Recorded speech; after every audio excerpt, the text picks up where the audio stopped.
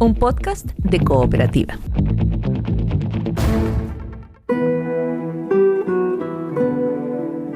Este es un podcast sobre historias que suceden delante y detrás de la pantalla, sobre las personas que hacen películas, las personas que las ven y las personas que las sueñan.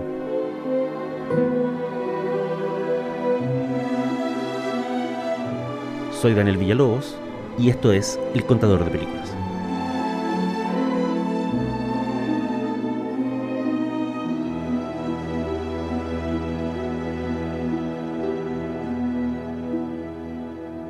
Soy Daniel Villalobos y la historia de hoy se llama Nicholas Ray, profesor de cine. Es el año 1963 y los productores le acaban de quitar de las manos su última película al director Nicholas Ray. Se trata de 55 días en Pekín, una superproducción con Ava Gardner y Charlton Heston, ambientada en los agitados tiempos de la revolución de los boxes en China. We're almost in Peking, the capital city of China. This is an ancient and highly cultured civilization. Se cumple así una extraña premonición que perseguía a Ray desde los primeros días del rodaje. Él pensaba que, si terminaba de filmar esa película, jamás volvería a dirigir otra. 55 días en Pekín fue montada y refilmada por orden del estudio, y Nicholas Ray se encontró cesante y sin ofertas a los 52 años de edad, a pesar de ser el responsable de clásicos tales como Johnny Guitar y Rebelde sin causa. You know what kind of drunken brawls those parties turn into? It's no place for kids. A minute ago you said you didn't care if he drinks. Su género narrativo y su interés en la resistencia a la autoridad y en el individualismo inherente al mundo juvenil le habían hecho un ícono para colegas como Jean-Luc Godard y Dennis Hopper. Al mismo tiempo, le habían convertido en una figura incómoda dentro de la industria, un desobediente, un contestador, un rebelde. Durante el resto de la década de los 60, Ray vagó por distintos proyectos sin acabar, entre ellos un drama histórico escrito nada menos que por el poeta Dylan Thomas. Dictó conferencias, asistió a festivales y viajó por el mundo recibiendo el cariño que se había ganado con más de 15 años de carrera. Pero nada de eso desembocó en un nuevo encargo como director, hasta que el mismísimo Dennis Hopper, quien le tenía de huésped en su rancho, le envió a dar una charla a la recién fundada escuela de cine del Harper College, en el estado de Nueva York. Nicholas Ray se fascinó con el lugar y con los alumnos. Ellos se fascinaron con él, y muy pronto estaba contratado para hacer clases de dirección. Entonces, comenzaron los problemas. Ray arengó a los muchachos y les dijo: la única forma de aprender cine es haciéndolo. La aprobación del curso fue total. A pesar de las dudas de la dirección académica, Ray empezó a montar una productora amateur en las instalaciones de la universidad. Cuando el espacio se le hizo pequeño, trasladó buena parte de las moviolas y el equipo de postproducción al pequeño departamento que se había armado para vivir en el sótano de la facultad. Esto fue considerado altamente irregular por las autoridades de Harper, pero se trataba de una escuela nueva, se trataba de un taller altamente innovador y se trataba de Nicholas Ray. Sobre todo, se trataba de la obsesión del viejo director por mezclar la energía y libertad mental que veía en sus alumnos con la herencia dramática de sus propias obsesiones. A partir de eternos debates grupales, la forma de una historia comenzó a emerger del curso. La película se llamaría en un principio Una pistola bajo mi almohada, título que Ray finalmente desechó, ya que se trataba de una alusión directa a su película más famosa, que era Rebelde sin causa. El proyecto pasó a llamarse We Can't Go Home Again, o No Podemos Volver a Casa de Nuevo. For my first assignment to the class, I had given them the task of photographing demonstrations for the prisoners. Es en ese we, ese nosotros, donde aparecen las intenciones de Ray. La película sería colectiva, grupal, una experiencia de tribu.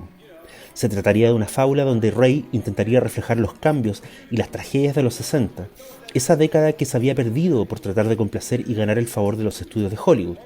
El taller de cine de Harper le había dado una nueva oportunidad a su carrera, y Ray, con el cuerpo atropellado por la vida y los excesos pero con la energía de un adolescente, no estaba dispuesto a dejar pasar esa oportunidad. Muchos años después, un ex alumno del taller llamado Tom Farrell escribiría: es difícil distinguir la película de las condiciones en las que fue filmada. Ray organizó a los 45 alumnos de la clase en varios grupos. Cada uno de ellos participaría en el rodaje de We Can't Go Home Again como actores, camarógrafos, sonidistas, editores, electricistas y asistentes de guión. Cada 2 semanas, todos rotarían de un puesto a otro. Bajo la tutela de Ray, los alumnos leyeron textos de Albert Camus, Sam Shepard y Carlos Marx. Pero también se les exigía que hicieran ejercicios dramáticos a partir de sus propias experiencias. Ray utilizó estas historias que le contaban sus alumnos, historias de abandono, de soledad y de confusión, para construir un guión más parecido a un caleidoscopio que a una historia lineal. De hecho, al igual que Orson Welles, otro genio del cine que por esos años empezaba a contar su propia narrativa fragmentada en una película llamada F de falso, Ray decidió que la imagen normal, rectangular de una pantalla de cine, no le servía. El fresco social y relato coral que intentaba armar con sus alumnos era demasiado complejo y vivo para plegarse a un montaje lineal. Es por eso que We Can Go Home Again, que se puede ver a fragmentos en distintos lugares de internet, es una explosión de imágenes. Los formatos se cruzan y oponen en distintos lugares del campo visual, de una manera que décadas más tarde recogerían géneros como el videoclip o la publicidad. Eventos masivos como protestas y juicios políticos se cruzan al mismo tiempo con escenas tan íntimas como el momento en que un estudiante de Ray se afeita la barba frente al espejo y llora al ver su cara por primera vez en años. Este cruce entre caos social y exploración personal era una elección consciente de Nicholas Ray. De alguna forma, no hacía más que cerrar el camino que él se había abierto en los inicios de su carrera, al contar dramas de personajes casi siempre jóvenes, a veces en fuga, pero siempre confundidos entre el deseo de ser individuos y el de pertenecer a un grupo. Ya confundidas las historias reales de sus alumnos con la ficción de la película, lo que correspondía era confundir la figura del Nicholas Ray profesor con la del Nicholas Ray personaje del guión. Y fue ahí donde Ray director fue más desalmado y cruel. A la hora de retratarse a sí mismo como un viejo asustado y distante, un traidor como él mismo se definió, alguien incapaz de cumplir las promesas de protección y seguridad que le hace a quienes le rodean. Tiene sentido que ese fuera el clavo final en la imagen pública del director. Can Go Home Again nunca fue terminada por Ray en un sentido estricto. Un borrador de la versión final se exhibió en el Festival de Cannes en 1973, donde las críticas fueron divididas. Mientras algunos aplaudieron la audacia formal y ética de la película, muchos otros la vieron como un desastre, apenas válido en tanto experimento de taller, una jugarreta de niños indigna del prestigio de su autor. Pero ¿se consideraba Ray el autor de We Can Go Home Again? En la versión que se editó y corrigió después de su muerte en 1979, es el Nicholas Ray personaje quien hace la narración en off, y en esa narración dice: «Ya no me quedan cosas por contar, soy solo un vampiro en busca de juventud». Hacia el final de la película, tal como existe hoy, una pareja de alumnos descubren con horror que su profesor de cine se ha suicidado. Sobre su cuerpo, balanceándose de una cuerda, se escucha la voz de Ray, musitando algo que es mitad despedida y mitad plegaria, y dice: «Cuídense los unos a los otros. Es la única manera de sobrevivir, todo lo demás es vanidad».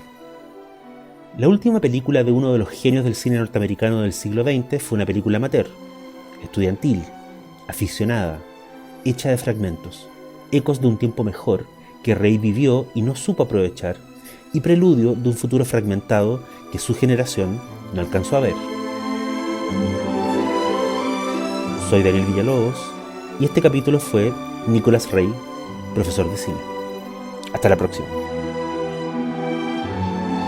So I assigned the students to find a boy-girl story. Here's the boy.